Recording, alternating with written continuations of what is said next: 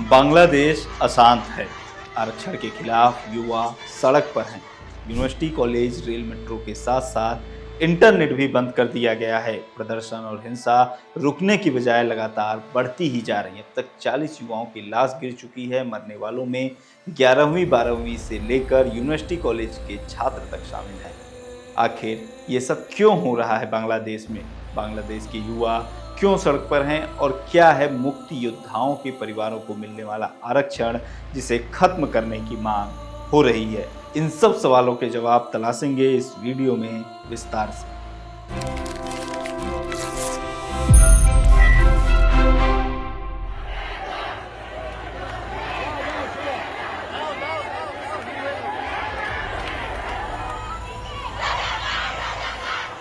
ये ढाका यूनिवर्सिटी के हॉस्टल्स के लड़के हैं जो एक सुर में नारे लगा रहे हैं।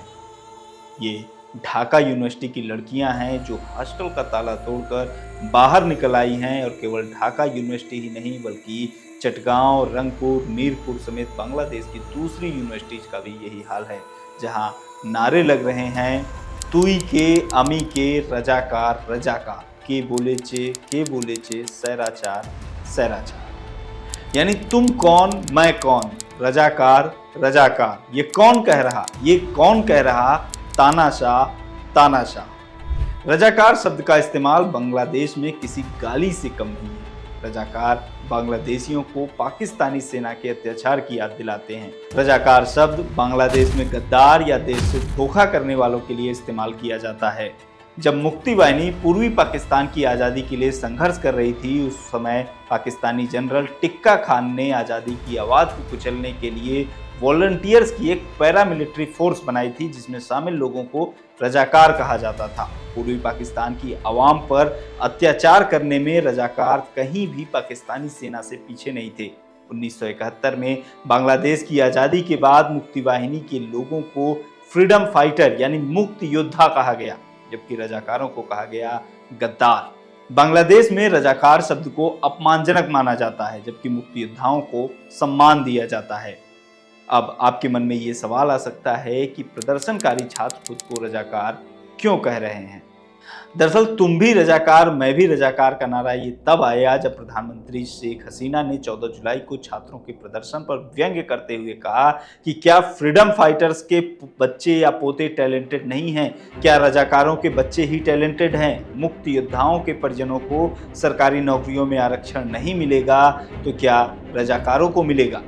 शेख हसीना के इस बयान ने आग में घी का काम किया। प्रदर्शनकारी छात्रों के मन में पहले से ही शेख हसीना सरकार के प्रति असंतोष था, गुस्सा था जो फूट पड़ा।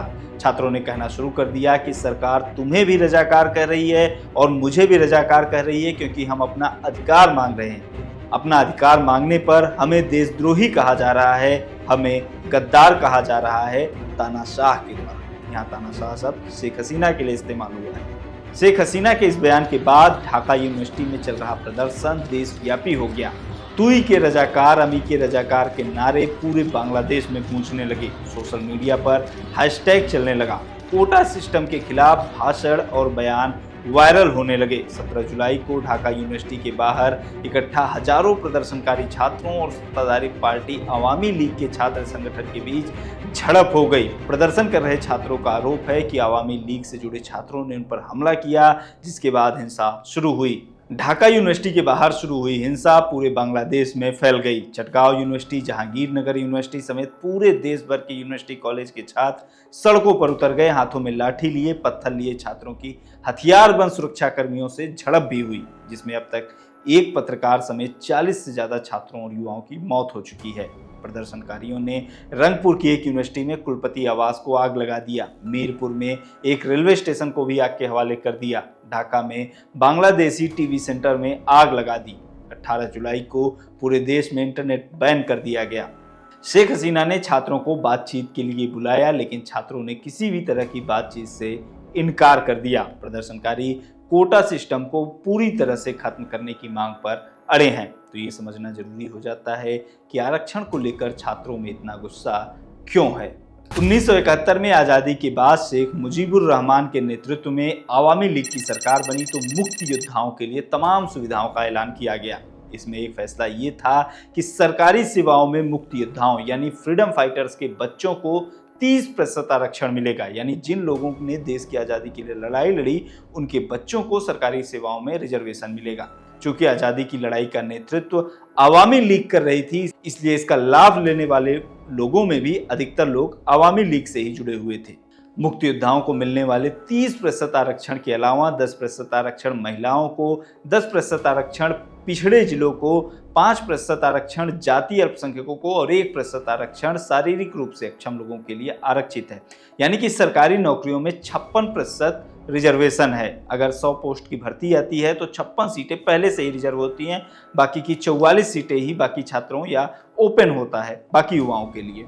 चूंकि बांग्लादेश को आजाद हुए 5 दशक से अधिक समय बीत चुका है, मुक्त योद्धाओं की तीसरी चौथी पीढ़ी आरक्षण का लाभ ले रही। इसे लेकर अन्य वर्गों में काफी गुस्सा है। प्रदर्शनकारी मुक्त योद्धाओं की तीसरी चौथी पीढ़ी को मिलने वाले रिजर्वेशन पर सवाल उठा रहे हैं और टोटल मेरिट बेस्ड रिक्रूटमेंट की मांग कर रहे हैं।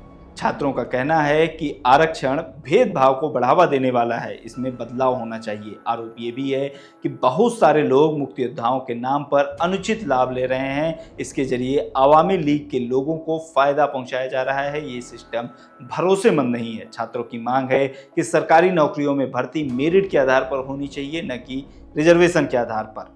लंबे समय तक चले प्रदर्शन के बाद 2018 में शेख हसीना सरकार ने मुक्त योद्धाओं के परिवारों को मिलने वाले आरक्षण को खत्म करने का फैसला किया था, लेकिन इस फैसले को अदालत में चुनौती दी गई और 5 जून 2024 को हाई कोर्ट का फैसला आया। हाई कोर्ट ने आरक्षण खत्म करने के फैसले को अवैध बताया, यानी कि मुक्त योद्धाओं के परिवारजनों को मिलने वाला आरक्षण फिर से बहाल हो गया।